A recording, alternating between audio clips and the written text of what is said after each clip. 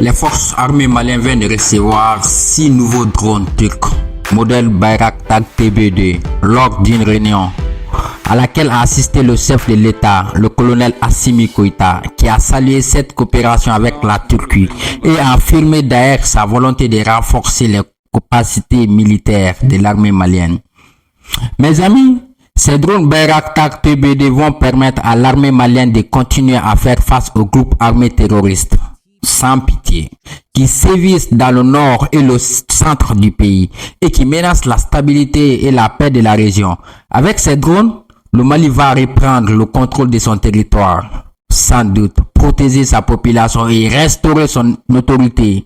Ces drones vont aussi renforcer la coopération entre le Mali et la Turquie, qui partagent une vision commune de la sécurité et du développement en Afrique. Notez bien que le Mali vit une crise profonde et complexe. Depuis près de 10 ans, en 2012, des groupes armés extrémistes ont occupé le nord du pays, déclenchant une intervention militaire internationale sous l'égide de la France. En 2020, un coup d'état militaire a destitué le président Ibrahim Boubacar Keïta, soupçonné de corruption et d'impuissance. Face à la situation sécuritaire du Mali, les nouveaux dirigeants ont alors changé de cap en s'éloignant de la France avec sa politique néocolonialiste et impérialiste. Leurs partenaires historiques et en se rapprochant de la Russie et d'autres partenaires, notamment la Turquie, qui leur ont fourni des avions et des drones. Ce que la France n'a pas pu faire pendant plus de 60 ans de relations. Les amis, imaginez plus de 60 ans, tu es avec, supposons comme ça, plus de 60 ans, tu es avec une fille, et puis supposons maintenant tu n'arrives pas à voir, voilà ce que je veux dire, vous comprenez ce que je veux dire maintenant. Donc je passe. Les autorités de transition du Mali ont aussi demandé le départ de la mission de l'ONU au Mali, qui a achevé son retrait le 31 décembre 2023. Après avoir déployé plus de 15 000 casques bleus pendant 8 ans sans parvenir à stabiliser concrètement le pays. Avec tous ces moyens, armements technologiques et ces satellites qui sont à leur disposition. Ils n'ont même pas pu prendre le contrôle de la ville de Kidal. En peu de temps, nos forces armées maliennes, les FAMA, ont fait. Donc, dans ce contexte, je vais vous présenter les drones Bayraktar TB2 que la Turquie vient de livrer au Mali, qui sont devenus un élément clé de la stratégie militaire du Mali. Non seulement pas du Mali, mais de l'ensemble de l'AES et d'autres nouveaux alliés de la Turquie. Je vais vous expliquer aussi les caractéristiques de ces drones, ses performances, ses avantages et les succès de ces drones, en les comparant à d'autres drones de la même catégorie, que ce soit anglaises, américaines ou chinoises, et en illustrant avec des exemples concrets des opérations militaires au Mali et ailleurs.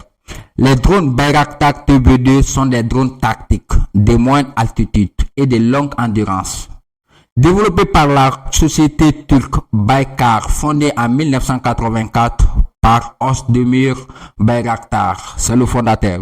Les drones Bayraktar sont des atouts indispensables dans le domaine militaire. Ça, c'est une évidence. Ils peuvent accomplir des missions diverses et cruciales comme la collecte d'informations, très important dans le domaine militaire, la surveillance des zones sensibles, la reconnaissance des terrains ou encore des frappes chirurgicales, c'est-à-dire des frappes très précises. Ces drones sont dotés d'une portée opérationnelle exceptionnelle qui les permettent de transporter des armements guidés et de rester en vol pendant une journée entière. Tu peux aller te dormir, te réveiller et puis revenir trouver que ces drones-là sont en train de te surveiller encore. Ces drones peuvent mener des opérations à distance avec une grande précision, sans risquer la vie de nos soldats maliens. Cette autonomie et cette capacité de charge font de ces drones des instruments redoutables pour des opérations militaires ciblées et prolongées. Ces drones sont les meilleurs de leur catégorie. Oui. Et voici pourquoi. Je vous explique, c'est très simple. Ces drones sont non seulement les plus rapides, mais les plus discrets et plus résistants que les drones Reaper américains et les Predator britanniques, qui sont non seulement plus chers, mais aussi plus vulnérables au brouillage et aux interceptions.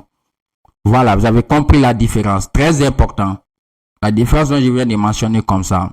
Ces drones, ils sont aussi plus autonomes et plus faciles à utiliser que les drones chinois Winlong qui exigent une infrastructure lourde et une connexion de satellite permanente. Alors nous n'avons pas de satellite, donc on n'a pas besoin de ça. Donc en combinant toutes ces performances de pointe que ces drones ont et une simplicité opérationnelle, ce qui en fait des choix exceptionnels, à la fois économiques, vous comprenez, et fiables pour diverses applications militaires, mes amis. Vous avez compris maintenant. Donc ces drones ont fait leurs preuves dans divers conflits dans le monde, notamment en Syrie, en Libye, au Haut-Karabakh et en Ukraine. Ils ont permis de changer le cours des batailles en infligeant des lourdes pertes aux forces adverses, en détruisant des équipements stratégiques et en soutenant les alliés au sol.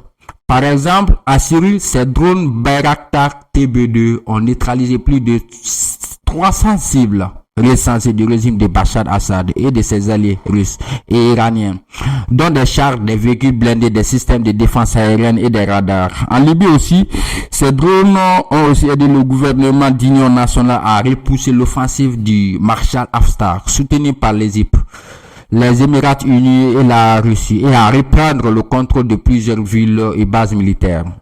Au Haut-Karabakh, ces drones ont joué aussi un rôle décisif dans la victoire de l'Azerbaïdjan sur l'Arménie, en détruisant plus de 200 cibles arméniens, dont des chars, des lance-roquettes, des systèmes de missiles et des avions.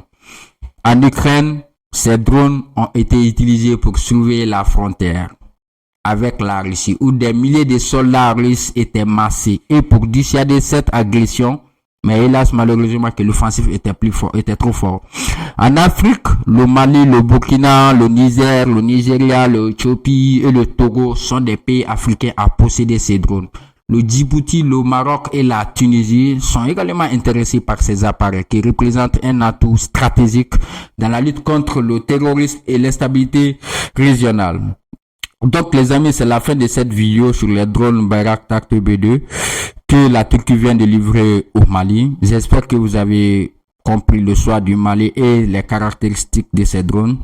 Alors je vous remercie de votre attention et je vous retrouve bientôt pour d'autres informations. Donc si vous avez aimé, partagez-la avec vos amis. Merci.